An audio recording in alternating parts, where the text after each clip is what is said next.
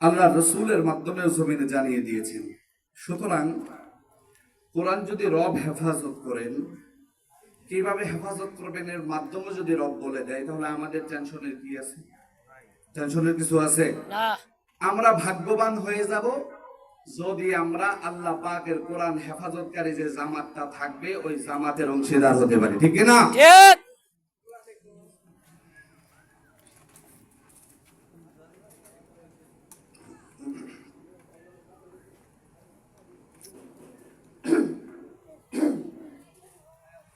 বড় দামি মজমা, অনেকেই কথা বলবেন, সময় তো সংক্ষিপ্ত।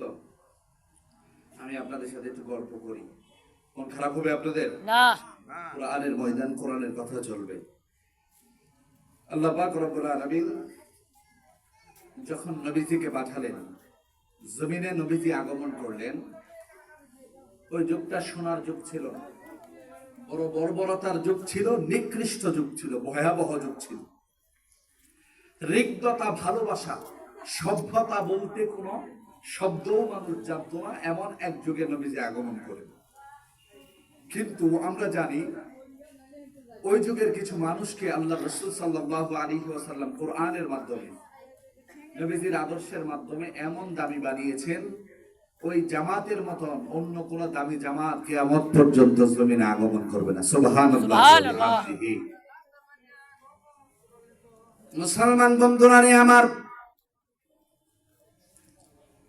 আল্লাহ পাক রব্বুল আলামিন এমন এক সময় এই জমিনে আপনার আমার পয়গম্বরকে আগমন করালেন, যেই যুগটা ছিল বর্বরতার যুগ, নিকৃষ্ট যুগ।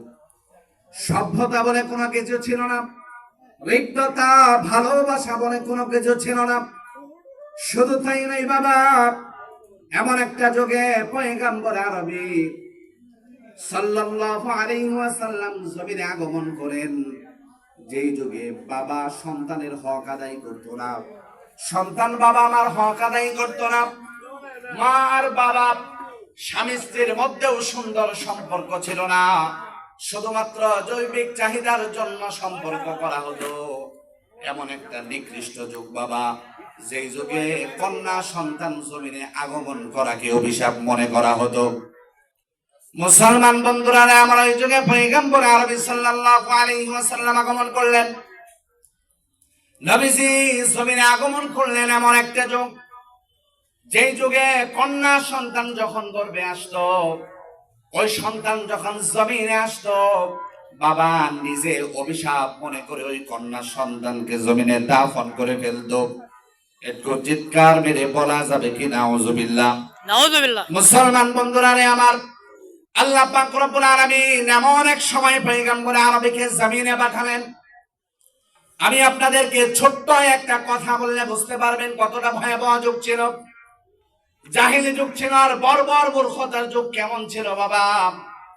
ওই যুগে একজন গর্ভবতী মহিলা, যার পেটে সন্তান আসছে বাবা, আমাদের মা বোনদের পেটে সন্তান আসলে স্বাভাবিক গঠনের চেয়ে পেটটা একটু বড় হয়ে পরিবর্তন হয়, ঠিক কিনা? পরিবর্তন হওয়ার পর জাহিলি যুগের দুইজন মূর্খ পুরুষ, ওই যুগের দুইজন পুরুষ রাস্তার মধ্যে দাঁড়িয়ে আছে। গর্ভবতী মা রাস্তা দিয়ে হেঁটে যায়, আর দুইজন পুরুষ দূর থেকে বলে এই মহিলার পেটের মধ্যে কন্যা সন্তান আছে, আরেকজন বলে না পুত্র সন্তান। দুজনের মধ্যে এক প্রকারের তর্ক শুরু হয়ে গেল। একজন বলে তার গর্ভের মধ্যে পুত্র সন্তান, আরেকজন বলে না না কন্যা সন্তান। দুজনের মধ্যে যখন ঝগড়া শুরু হয়ে গেল, তর্কে বিজয় হওয়ার জন্য দুজনেই মিলে রাস্তার মধ্যে ওই গর্ভবতী মার উপরে আক্রমণ চালালো। শুধু তাই নয় বাবা, কিতাবের মধ্যে লিখেন গর্ভবতী মাকে একটা ছুরি দিয়ে তার পেটে আঘাত করলো, পেটকে কাটা হলো।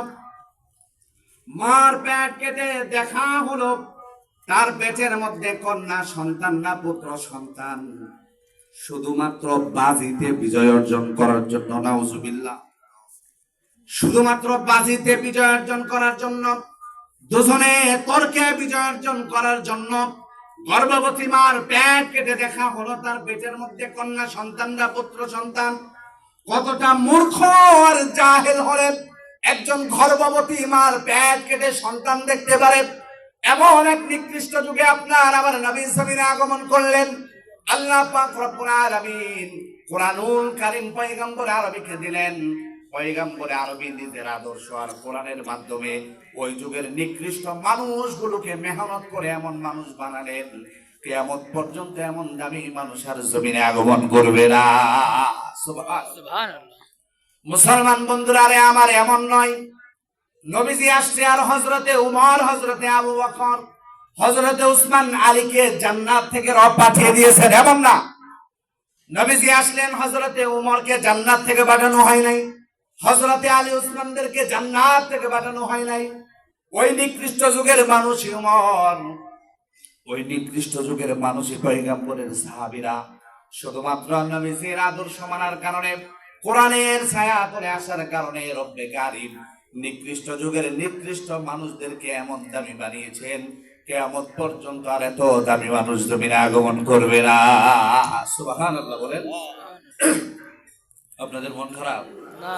ইসলামী মাহফিলে একটু সুবহানাল্লাহ, আলহামদুলিল্লাহ, আল্লাহু আকবার বলবেন। বক্তা কথা বলতে আগ্রহী হবে এবং আল্লাহ পাক সুন্দর কথা জবান দিয়ে বের করবে। এজন্য আপনারা একটু আওয়াজ দিবেন তো ইনশাআল্লাহ? ইনশাআল্লাহ দিবেন তো ইনশাআল্লাহ? ইনশাআল্লাহ। মুসলমান বন্ধুরা রে আমার, নবী আরবী সাল্লাল্লাহু আলাইহি ওয়াসাল্লাম জমিনে আগমন করলেন, মেহনত করলেন। হযরতে ওমরের মতন ব্যক্তি তৈরি হলো, হযরতে আবু বকরের মতন ব্যক্তি তৈরি হলো।